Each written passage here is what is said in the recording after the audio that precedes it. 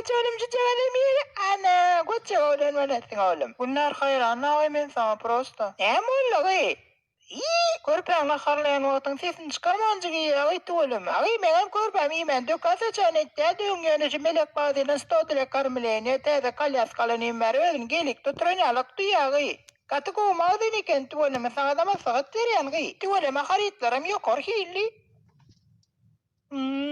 Tinga kalyaska satılan moyotaydı. Yok gıy çağaçıklan rolikleri, çağaçıklar onun oyuncak maşinler çağaları değişik atıken da satılan gıy olmağı dinle. Ete, içim ağır ya. İçin ağır ya malım sen.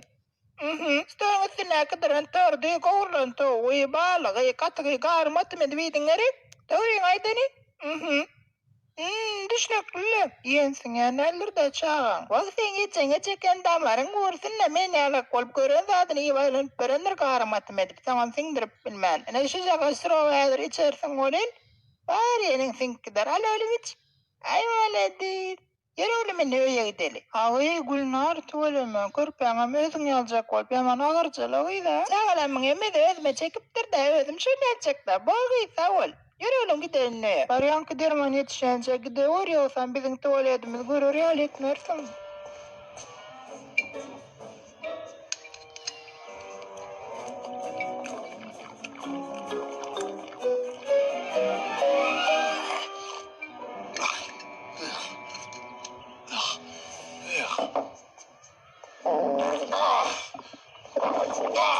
Oğlum ne karıyorsun elimi he?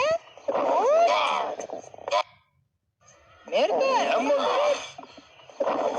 Oğlum ne oldu? Ağraya mı kaçak? Bu küçük mü?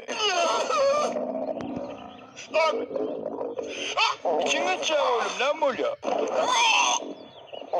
İçine çağır. Kız ayaklık kadar fırtıladık koyuyor oğlum hani. Bu ne? İçine fırtıladık koyuyor oğlum hani.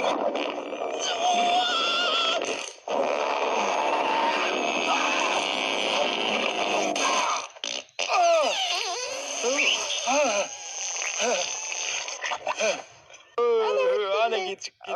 Ay oğlum tuvalete gece çıktı ya. Bak ami. Sen oynadıktan haberin var mı? Doktor arıyor hala yedin ova. Yürü oğlum gidelim.